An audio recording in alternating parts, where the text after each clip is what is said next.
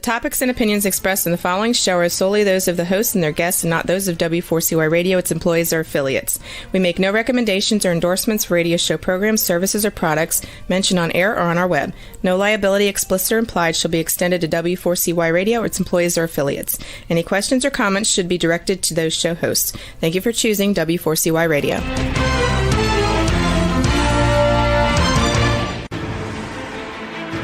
What's working on purpose anyway? Each week, we ponder the answer to this question. People ache for meaning and purpose at work, to contribute their talents passionately and know their lives really matter. They crave being part of an organization that inspires them and helps them grow into realizing their highest potential. Business can be such a force for good in the world, elevating humanity. In our program, we provide guidance and inspiration to help usher in this world we all want, working on purpose. Now, here's your host, Dr. Alise Cortez.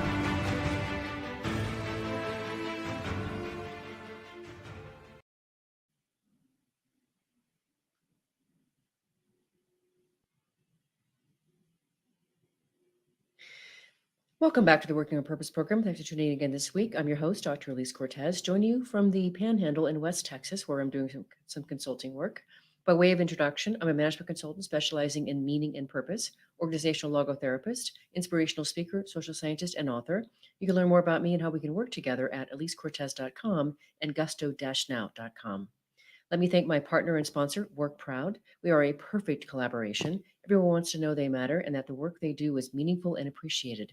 WorkProud is a mobile platform built to encourage employees to share stories and recognize each other's contribution. WorkProud empowers HR and business leaders to help create company cultures where all employees are inspired to feel proud of their work and proud of their company. Learn more at workproud.com. With us today, right next to me, is Sherri Elliott-Yeary. She's the founder and CEO of human resources consultancy company, Sherri Elliott-Yeary. She's a recognized generational expert, HR consultant, coach, and motivational speaker. She's the author of Ties to Tattoos, Turning Generational Differences into Competitive Advantage, and Crack the Millennial Code, Manage, Market, and Motivate Millennials. We have taken the show on the road to the Panhandle in West Texas, where we are working together on an employee engagement survey project. We've been in the field talking to various employees, talking about their experiences of working for this company. And today we'll be talking about employee engagement and well-being as essential drivers of retention, engagement, and performance. Sherri, welcome back for the fourth time to Working on Purpose. Thank you, Alise, for having me. It's so great how this worked out, right? So, Or for being in my room. Right. Yeah, I'm actually in her hotel room here in West Texas. So what we want to do today is really, really bring you into our worlds and talk with you about what it is to be on the front lines of helping companies really understand why employees come to work, why do they keep coming back, what do they want from work, and what you can do to make the workplace a better place for them so that they can actually give their best and want to stay. So let me start with you, Sherri. You and I met more than 10 plus years ago, and I called on you. You were an unsuspecting suspect, and I called on you hoping to be able to share at the time my HR analysis tool with you. And we scrapped that and we were like, forget all that. Let's just talk to each other. Let's work together. So 10 plus years together in the workplace. You've authored several books since then. I've authored one. What's happening in your world today that you want to start with?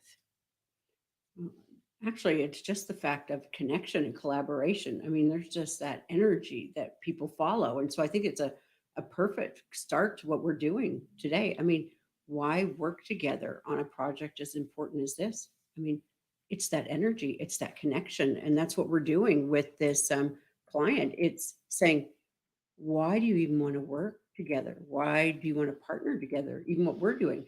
I don't understand Spanish, and this client needs somebody who can translate. Well, there you are. That's what you do. And I provide HR. So the synergy we have together is perfect.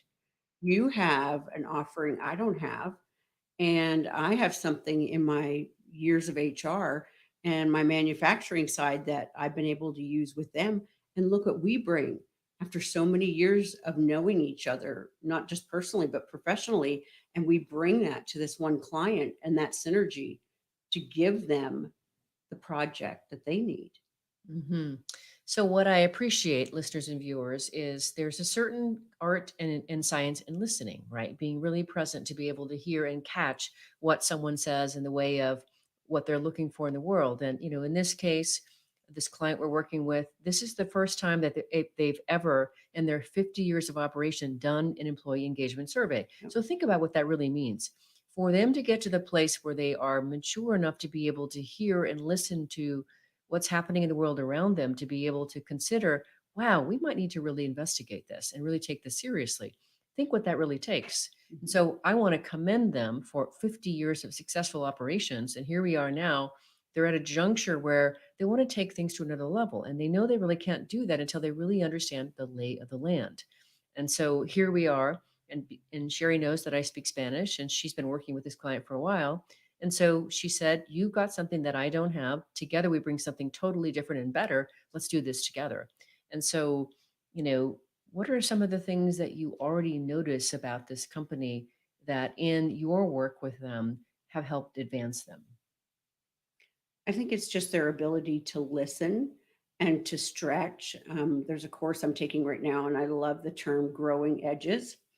And I don't like it for me personally. Let me just say that when it's my growing edge, but I love to see it with my client and to watch them being willing to expand and to hear things that are difficult, but yet they're still at it and they're going, I want to know more. What does our workforce need? What do they want to hear? They employ a huge amount, maybe 60% of their workforce is from Mexico. And they're still saying, how can we treat them better? How can we take care of them better? What do they need more of? And this is the tool that they said we want to learn by. And guess what? We don't want to be involved in it. We want to bring outside support in it. And I just think, I mean, I'm commending them on that. That takes a lot of bravery. That takes a lot of vulnerability to me. Hmm. Now let's step back for just a moment here for our listeners and viewers who are going like, why in the world are you guys involved in the first place? So it's really important that we situate that how this thing started was, this really was a situation where the company was in a situation where a main customer said, "Hey, you got to do something different, or else we don't want to do business with you." And so that was a major flag saying, "You guys, really, things have to change." So they may not have noticed that they needed to better engage their workforce if they didn't have a customer saying, "Hey, there's Yeah. major problems here." So can you speak a little bit to the extent that you can while you're protecting your client, how this whole thing started and what they've learned along the way in meeting you and how you help them raise their consciousness about what it is to be in business in 2021. Yeah. I think just like so many organizations, they don't know what they don't know. And from my perspective, after 30 some years in human resources, a lot of companies go, well, I have a human resource person. And I go, okay, well, tell me about them. Well, they were the payroll clerk or they were the office manager. Well, they've been here long enough. Well, they become the HR person. I'm like, oh, well, did they go to school to do HR? No. Did they get a degree? No. Do they know anything about it? No. And so a lot of times companies have the best intention, but what they do is they over elevate and promote somebody into HR who has no skill set. And just like this client, it got them into a lot of trouble because nobody understands the law around human resources. And just like this client, it got them into trouble. They didn't mean to do anything wrong. Their intentions were not malicious, but it did get them into trouble. And so what happens then is their clients, their customers find out and say, you need to fix this. And so fortunately for me, I do a lot of networking with attorneys, and attorneys don't want to get involved directly. They would rather send it out to somebody who's got a lot of years in human resources like me and in education. And thankfully, I do a lot of networking with SHRM, the Society for Human Resource Management. And they called me and said, can you come in and fix this? We need you to have a lot of experience in a lot of different areas, especially in Texas, because there's a lot of immigration challenges. So now for our listeners and viewers that are like, that sounds interesting. You now recognize, right, that there was a problem. There was some major event that happened that caused this company to say, okay, we need an outside perspective. Now, Sherri, if you could, let's now paint for our listeners and our viewers the kinds of things they might start to notice in their company that would make them go, hey, we need to look at employee engagement or well-being. Share some of the things that you've seen over your years that would be like telltale signs. Let's look at this. Yeah, a lot of turnover. So high turnover, unexplained, um, immigration issues. So um, companies that usually shy away from doing e-verify are a good indication, or they don't want to do a lot of document verification for people's work documents, especially if they're hiring a lot of people from Mexico. That's another good indication that the workforce may have a challenge. Um, a lot of diversity issues. They don't have good personnel files. They don't have anybody who has actually gone to school for human resources, or they don't have a separation between human resources and payroll. That's another good indication. They have a lot of workers' comp claims, or unemployment claims, those sorts of things. How about this? They haven't had an employee handbook, maybe ever, or maybe it's been over 10 or 20 years. That also might be another good indication. So any one of those things, or all of the above. So what I so appreciate about my role in getting to work with this organization is there is a serious and contemplative listening that I am present to.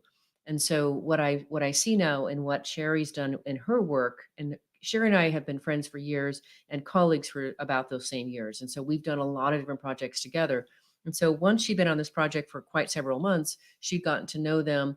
There began to be an elevation of thinking and decision making about how to run the business, at which point there was an opportunity to start talking about employee engagement. So once she had really put out the fires of some of these major problems in the organization, there was now a space to start to look at, well, wow, how can we actually elevate this organization and bring it into a higher level of maturity and operation, which is that's the point when we actually consider employee engagement. And so what I think is important for us to talk about and recognize in this conversation, when you're thinking about, well, when would we know we need to bring in an HR consultant? When will we know to bring in somebody to talk about employee engagement? When you start to recognize that things really aren't working as well as they could be, or you get some kind of a major flag from outside, like this customer saying, hey, we're not going to work with you until you figure this stuff out. Sometimes it takes an outside source saying things are not going as well as you think it is for the universe to get your attention. So what I would say from my vantage point is the work that I get to do around leadership development, employee engagement, visioneering with stakeholders, is that it really is, we're now getting into the place where we're starting to really elevate an organization. And I'm so grateful that I get to do that. And any organization is eligible depending on where they are. So would you want to weigh in about kind of what your perspective has been about when you see organizations start to elevate their maturity levels, and how to recognize when it's time to get help to get to the next level? Yeah, I think it's always a good time to be ready to go to the next level once they seem to have someone in the organization willing to take that banner and to run with it. Somebody has to have the courage to be able to stand out and say, you know what, it's time to do something different. And that really is important. I mean, they had nobody internally who was willing to stand up and say, you know what, it's okay that this isn't working and it's time to do it differently. And they didn't have that. And it was the owner who said, you know what, I think we need to bring in this HR consultant. She costs a lot of money. And in his terms, he was like, this costs a lot of money. I was like, well, let me just tell you, in Dallas terms, I don't cost a lot of money. But somebody has to be willing to say this isn't working. And so it doesn't matter who it is, but someone has to champion change. And when it comes to employee engagements, I really do believe, and this is what I told my client before I said, this is what Alise needs to be doing.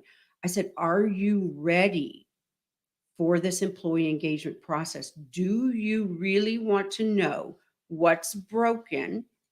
And are you ready to hear what's going well? And when you hear what's not going well, are you ready to champion that and start changing the culture? Because you're going to hear some things you're not prepared to hear. And that to me is really important. Don't ask if you're not prepared to make some changes. So I'll piggyback on that. So one of the things that we all know is feedback can be really hard. But here's the great thing, ladies and gentlemen. When we ask for the feedback, it's a lot easier to hear it. When we say, look, we've employed this employee engagement organization to be able to hear your perspectives, and therefore we're asking for it. No matter what comes back, it becomes a little bit easier than just this barrage of, hey, you guys, this is just not working kind of thing. So, as a professional working in the space, it is such a coveted, sacred space to be able to catch that information and then catch it in a live interaction and then report it back to the organization anonymously so that we can actually do something about it. And I want to applaud the courage of the companies that say, okay, we're ready to take that next step, because feedback is hard. I don't care if you're an individual leader, if you are a company, if you are someone in your home space, feedback is hard. And this is the way we grow, though. So for us getting to be in this space, we see our work as really helping to steward growth inside leaders and organizations. And how awesome is that? Yeah, absolutely. Absolutely. It takes courage. It does. And it is a sacred space to get to dance in that world with you. So thanks for the opportunity. With that, let's grab our first break. I'm your host, Dr. Alise Cortez. We've been on the air with Sherri Elliott-Yeary, the founder and CEO of human resources consultancy company, Sherri Elliott-Yeary. She's a recognized generational expert, HR consultant, coach, and motivational speaker. We've been talking a bit about our work together with this client in the West Texas Panhandle around employee engagement. After the break, we're going to talk more about engagement and well-being. Stay with us. We'll be right back.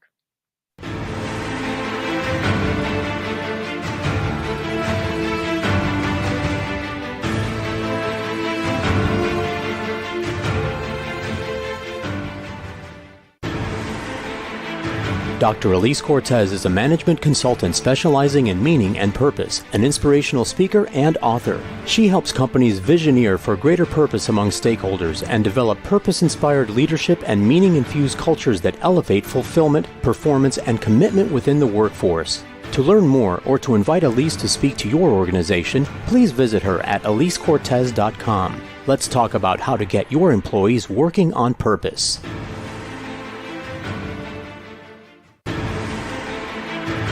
This is Working on Purpose with Dr. Alise Cortez. To reach our program today or to open a conversation with Alise, send an email to Alise, A-L-I-S-E, at alisecortez.com. Now, back to Working on Purpose.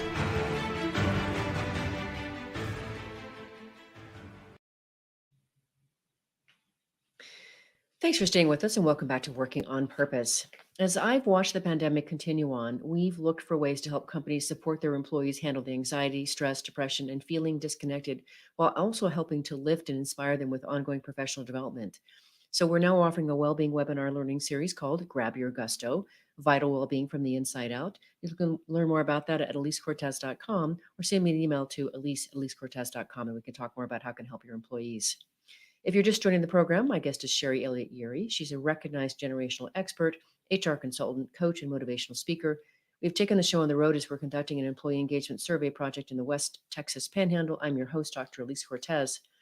So I want to start this next segment just saying that over the years that I've gotten to do employee engagement work, it's a privilege to get to work with leaders who have the courage and the willingness to look at what's maybe working well in the organization and in themselves and what's not.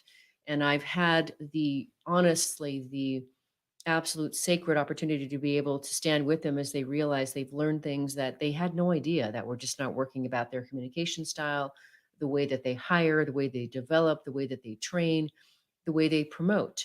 And so getting the chance to be able to be in that space with companies where there is a serious yearning to do better is an honor. What's your perspective on that? Yeah, I think the opposite is so often true, that when I see an organization willing to, one, just enter into the space, and then two, willing to pay for it, and then three, to actually receive it, it's just amazing to me. And so it's so exciting that, especially during COVID time right now, to see what we're getting to do this week, it's actually thrilling. It really is. It is thrilling. And I really want to take it back even deeper on the true human level here in terms of my personal experience here. And that is that in this particular company that we're working with, they do, as Cher said, we have a lot of people who speak English as a second language working here. and they have various forms of labor agreements with them. And can I tell you how amazing it is? This company is so committed to learning the perspectives of these employees. They did bring me in because I can speak Spanish.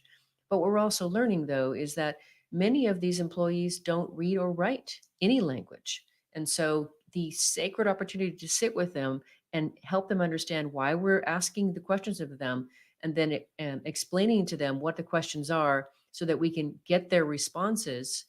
That even just today, it was the greatest thing, ladies and gentlemen, to work with several groups of people. And some of them said, I don't read and I don't write. And so we had the survey out in written, typewritten form. And so I was explaining the questions and then the answers, and they're like, oh, I know what answer to give.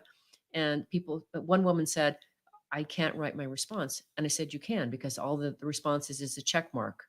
And so the greatest thing was, here's a company empowering this person to be able to actually write for the first time, simply writing her response. Now, if that is not catching a voice and catching an experience, I don't know what is. So I really want to applaud this company for giving the voice to their employees to really talk about what it is to have their experience in any form they're able to. They made it accessible for them. And how amazing is that? That is a commitment to employees, and it is a way to reach out to them to help them any way that they can. And I think that what that shows to me is that shows a commitment to conscious capitalism, environmental, social governance investing, where you're really trying to be able to do business on a greater level beyond just making a profit, but really just lifting the lives of all the employees that are in the organization. I will be a part of that anytime, anywhere. Call me, I will be there. It was beautiful to watch today, and to see them laughing, and to see them getting excited when they knew the answer to the question. Once they heard, they couldn't understand it on the paper, but once they understood what Alise was asking, and they were like, yeah, that was my answer. That's what I want. And they couldn't write in the comments section what they wanted to say, but Alise could write it down for them. And In their language, in their language, but their voice was being heard. They didn't know what she was writing, but they knew that she was writing what they wanted to say. And their voice was mattering. And it mattered to them. Their voice counted, their words counted, and they were being heard. And so even though at first when I talked to my client and I said, you guys better be prepared for what you're going to get back. And I also told them, and by the way, these are two people right here, and I can guarantee you I'm recommending someone that is also going to tell you no. You can't get us to tell you who said what. That is very important to me, and it's going to be very important to this person, because these people, it's important that our integrity, but also they know it's confidential, that they feel safe, and it's a sacred process so that they know that their words aren't going to be used against them. And that is so important. It's so important that these people, because they're vulnerably showing up, these are people who don't even know how to read or write, and they're trusting in the process. They're trusting in the people who are standing up in front of them and saying, we are going to protect you. That is so important. So important. It is. And think about that for just a second. These people are counting on their jobs. They need their jobs. Mhm. And if there is any fear of retaliation, that if they speak their mind honestly, because I can't tell you the number of times I said, be honest in your response. If there's any concern that they're going to lose their job for speaking up, then we've really got a problem here.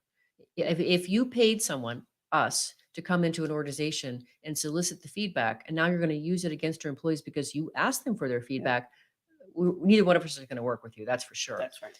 And so what was so beautiful, what I want you to understand is your employees know how to run your organization better than you do, but you're not asking them for their commitment, for their feedback, their commitment, or their ideas, but they do know how to do their work better than you think they do. Your opportunity is to listen to them and hear what they have to say. So today we heard simple things. We ask about security and safety. Do you have the tools that you need to do to be able to do your job well in today's pandemic? And some of them were like, oh well, mostly. And so it was a little bit of digging. Well, what do you need? What's missing for you? This is not a complaint. It's what's missing for you that's not yet supplied. And in some cases it was simply gloves that don't actually tear. Okay, that's actionable, isn't it? Right. And so This could have been known for months, but we didn't do anything about it because they didn't actually have a means to speak up about it.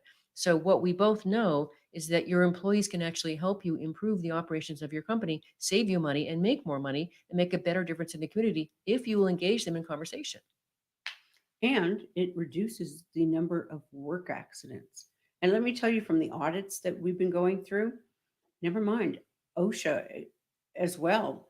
I mean, one personal protective equipment that doesn't cause them to hurt their hands when they're on a manufacturing line.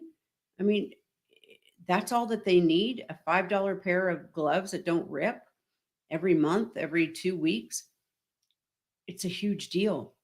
And if they're not able to tell their supervisor for whatever reason, it doesn't mean it's a bad thing. Their supervisor may not even be doing anything wrong, but if they feel like they can tell us through this avenue, it's saving on work related injuries or OSHA reportable claims or whatever it happens to be, or they don't come back to work, whatever it is. So one of the things that I want you to be very present to, listeners and viewers, is that there's a very, very large scale of comfort that people have in terms of being able to speak their mind, being able to share their experience. And so a lot of people are not schooled in the idea that of giving the idea giving their experience and their opinion about what's going well and what's not. So they don't say anything. They have this multitude of information they're sitting on, but they haven't thought that they could actually share it. So if you give them literally the microphone and say, please tell us your experience, what can Yeah. be better here, you would be amazed what you could learn about your own organization that you don't know. That's right there in front of you. But if you only ask the people that are on the front line, they will tell you if you make it safe for them. And you make sure that they know that their opinion matters, they matter. We ask simple things in this survey. Do you know, does your supervisor indicate to you that you're valued and appreciated? Do you know how important that is to people? Do you know that actually for them going the extra mile and working an extra 2 hours to cover their fellow's shift because they went out for a birthday party is really important for the integrity of the team? But they did all that to make things happen. Did you actually know that was happening? That magic was happening in your organization? Probably not, unless you ask or notice. One of the smallest things that came out of one of our audits that was not intentional, but I had this idea, was we redid one of their break rooms and it cost us $9,800. And I actually took one of our internal construction guys and I said, hey, and I showed him a picture out of one of the lunchrooms that I'd seen in a magazine that I'd done one time at another client's. I said, can you do this? He goes, oh yeah, we have the wood, we have the et cetera, et cetera. I said, less than 10,000. I got approval. And I went out and rolled out their very first handbook in December. And everybody came up to me and tried to tell me, because I don't understand Spanish as well, and tried to tell me how grateful they were for their new lunchroom. And it was less than $10,000 for about 400 to 500 employees. So you do the math, less than $10,000 impact for 500 employees. And that was so exciting for them. That was it. And it was a huge impact. That's all they needed, was a place to put their things and to have more microwaves. So in their 30-minute break, they had more microwaves so that they could warm up their food. Mm. That's all they needed. So, listeners, viewers, think about this for just a second. Do you want to matter to somebody in their lives? Do you want to make a difference to other people? Do you want to know that your life actually made a difference and lifted the lives of other people? It's not that hard. It's about listening and seeing what you can do to address a need. And really, there's so much you can do to impact the lives of people who work with you in your organization. And when you think that we spend at least a third of our lives working, and if that experience of work is not fulfilling, is not good, guess what? The chances of their whole entire lives being fulfilling is almost zero. So you have a tremendous opportunity to make a difference in the lives of all of your employees by making their experience of work better. And you do that by listening and asking questions and doing something about the feedback that they actually give you. And there's something for me. I had started out in human resources, I believe, the minute I went into high school. And I feel like I was born into it. And motivational speaking and writing was something that I kind of had to do because I didn't stop talking about certain topics. So I felt like I better put pen to paper. I make a bigger impact in my career as a human resource consultant because I get to see people, I get to know what they need, I get to honor my word, I get to hear their stories, I get to fix their problems. I can get on stage in front of thousands of people and I can say something, but I don't ever get to see that I can make a difference. I get to go to a client and I can do something about what I'm seeing. And it feels really good to know that I can change one thing for somebody and know that I will have an impact. And these are the things that make my life meaningful. These are the kind of opportunities that are just amazing to me. You know that I'm completely lockstep and barrel with you on that. Yes. And so each of you have the opportunity, those of you that are listening to this, have the ability to really greatly impact lives. And it really does start with listening and then doing something about that. And you would be amazed how simple it really is if only you will actually listen. And so, what I appreciate about this opportunity is being engaged as an employee engagement consultant in this particular matter to be the one that gets to catch these voices, these views, and then give them back to the organization in an anonymous report that shows here's the report, the results of what your people said about their experience, and here's a few things that I suggest you do to address those things. Now let's get to work and roll up our sleeves and make it happen. It's amazing what you can do. And here's the thing: improvement is forever. If you ever think you are done, you should just close your doors of your business. And that as a person or as a leader, because when you get the idea that you're as good as you get, guess what? You just got left behind. So with that, let's take our last break. I am Dr. Alise Cortez, your host. We've been on the air with Sherri Elliott-Yeary. She's the founder and CEO of human resource consultancy company, Sherri Elliott-Yeary. She's a recognized generational expert, HR consultant, coach, and motivational speaker. We've been really talking about more of really what I would say the nitty gritty of employee engagement. In this show, we often talk about thought leadership topics. Here, we really are on the road, letting you in to the work that we do. Stay with us. We'll be right back. After the break, we're going to talk more about the actual idea of well-being in the workplace. See you then. Stay back.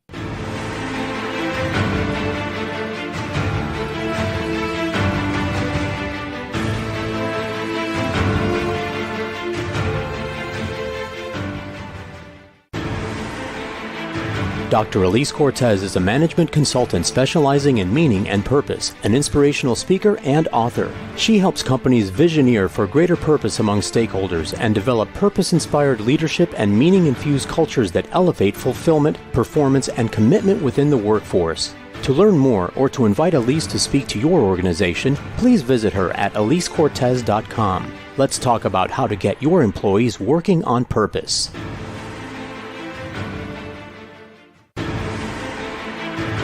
This is Working on Purpose with Dr. Alise Cortez. To reach our program today or to open a conversation with Alise, send an email to Alise, A-L-I-S-E, at alisecortez.com. Now, back to Working on Purpose.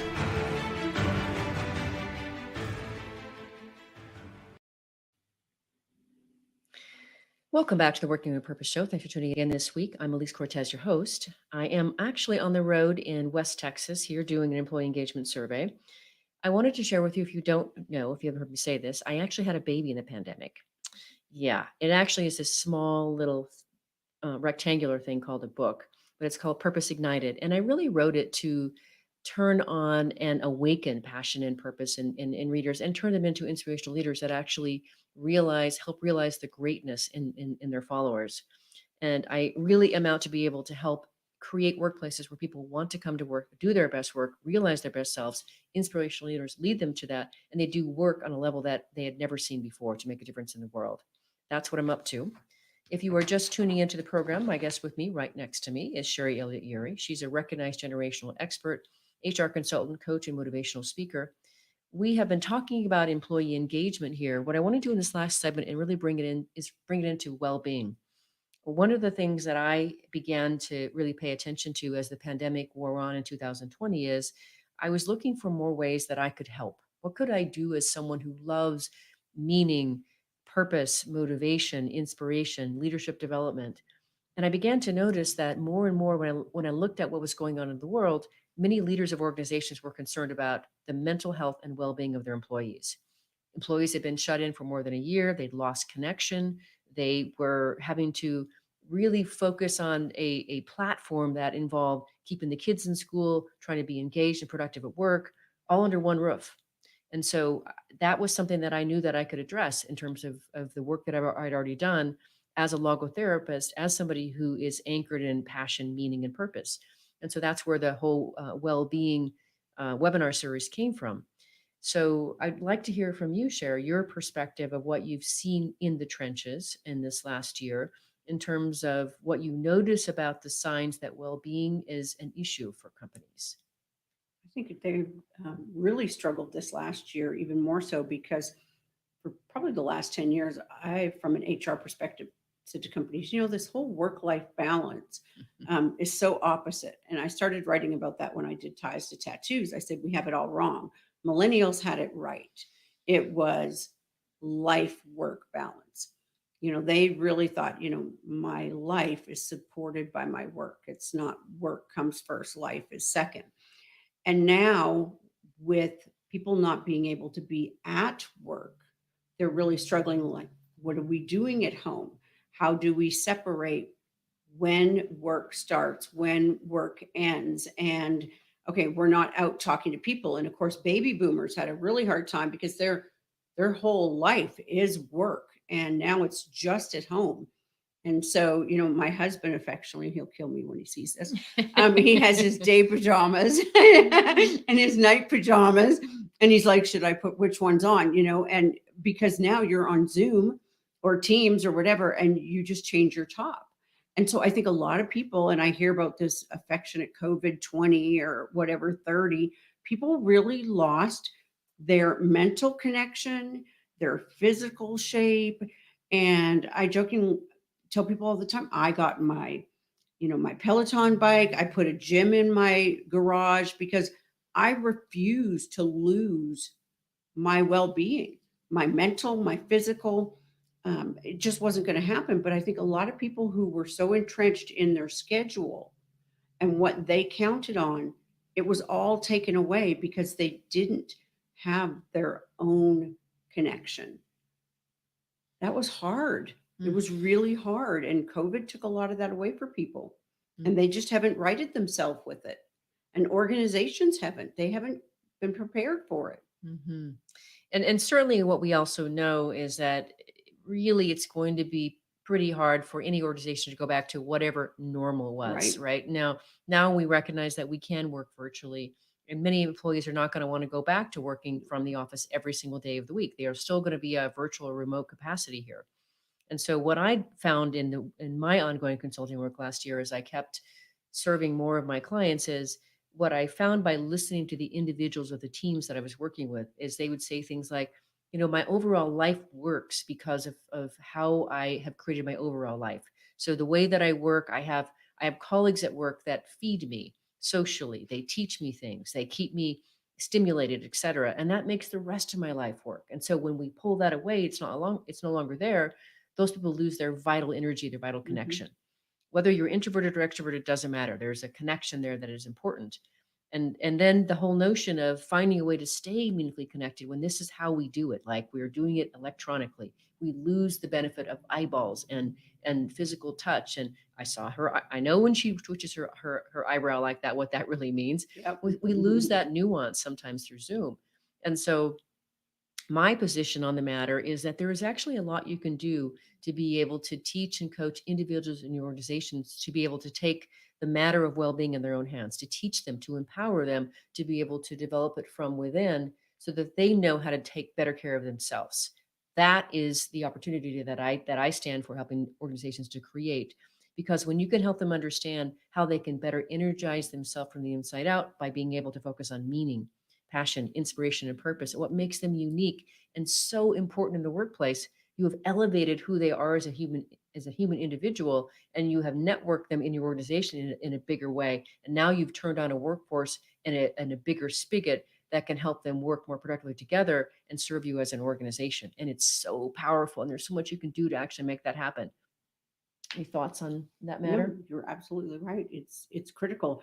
I think it just changed everything on how an employer has to work it, how they have to incentivize people, how they have to have a lot more customized programs and recognition.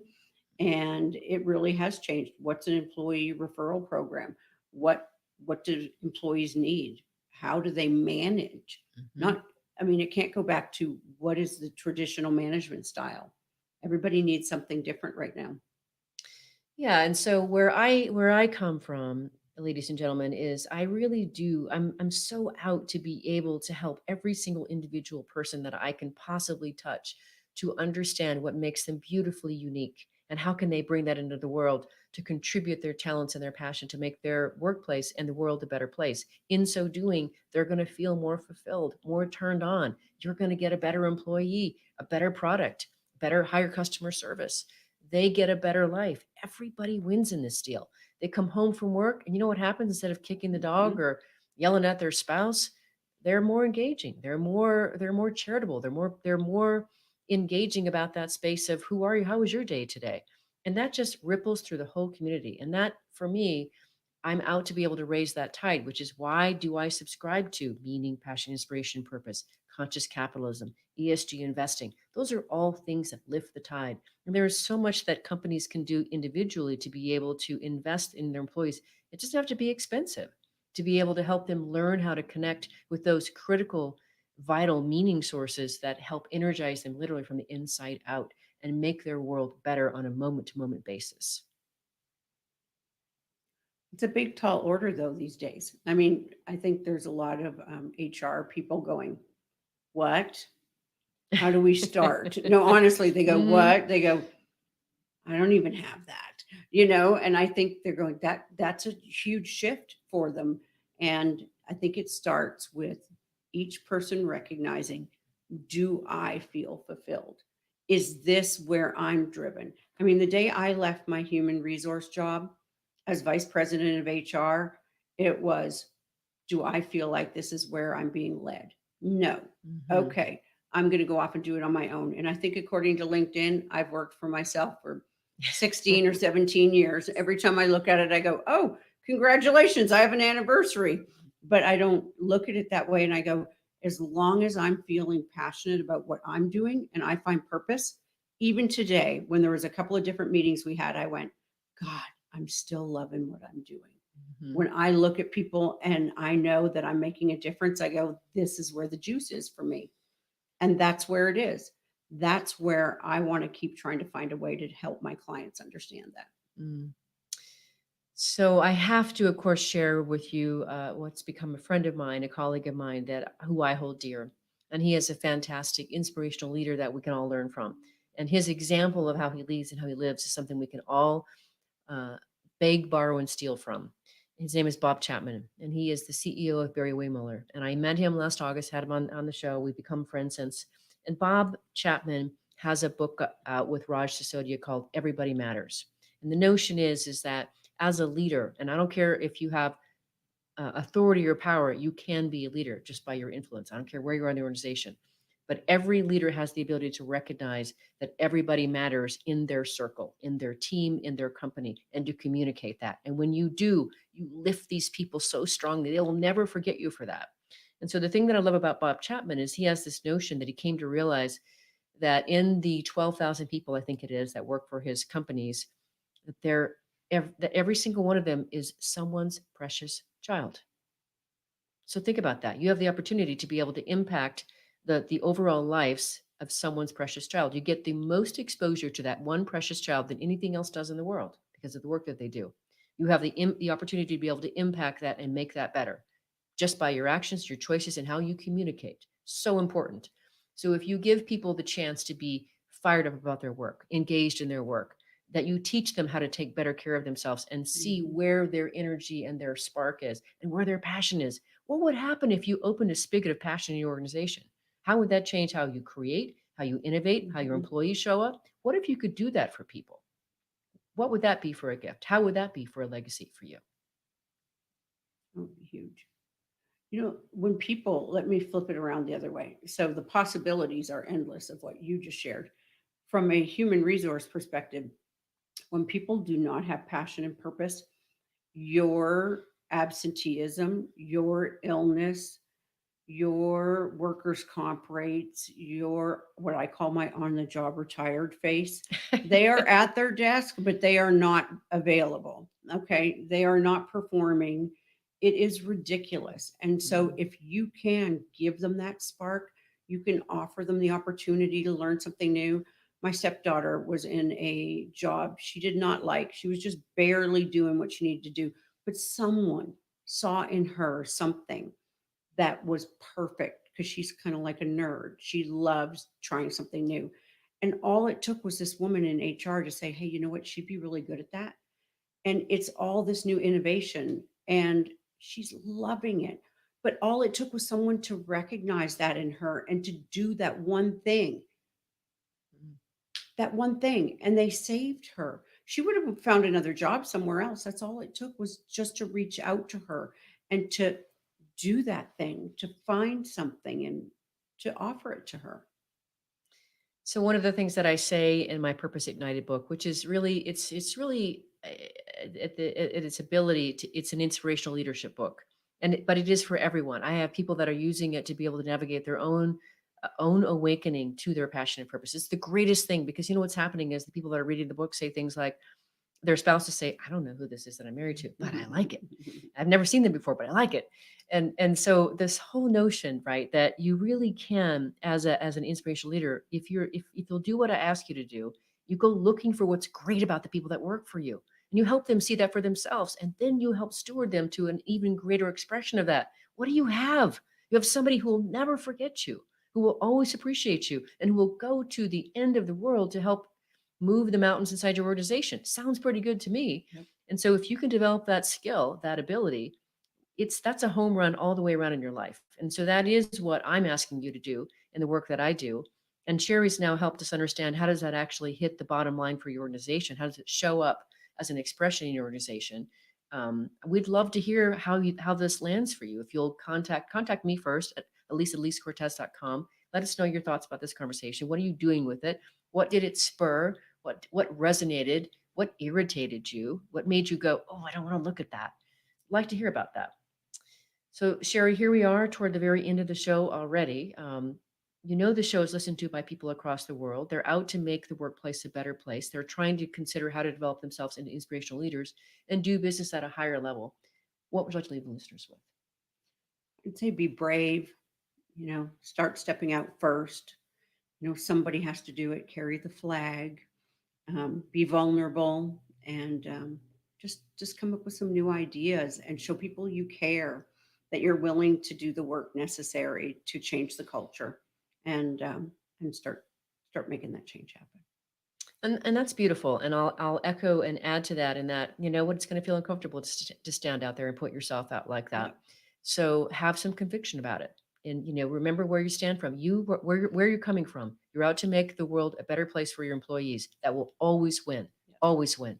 You're out to make your company more profitable, more innovative. Always it will win. So stand with conviction when you talk about these things. It's worth being uncomfortable. It's worth getting the pushback from people who say you're crazy, and then contact us and we'll help you off the cliff. That's right. So thank you, Sherri, for once again coming on the show. This is show number 4 for us. Thank you again for joining us. Listeners and viewers, if you want to learn more about Sherri Elliott-Yeary, her books, or the work she does, one way to do it is just go to generationalguru.com.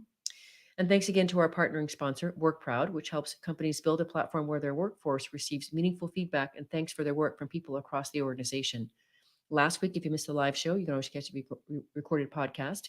We were on the air with Matt Gerber, who is a corporate social responsibility expert. We talked about the work he does in this field and in environmental social governance investing to help companies serve their greater community through these social governance projects, while tremendously elevating the motivation and engagement of their employees. It was an incredibly inspiring conversation. Next week, we'll be on the air with Scott Chisholm, talking about his building a social enterprise tech company that's helping the nonprofit community raise funds online and accelerate their impact. See you there. Remember that work is at least a third of our life, so let's work on purpose. We hope you've enjoyed this week's program. Be sure to tune into Working on Purpose, featuring your host, Dr. Alise Cortez, each week on W4CY. Together, we'll create a world where business operates conscientiously, leadership inspires impassioned performance, and employees are fulfilled in work that provides the meaning and purpose they crave. See you there. Let's work on purpose.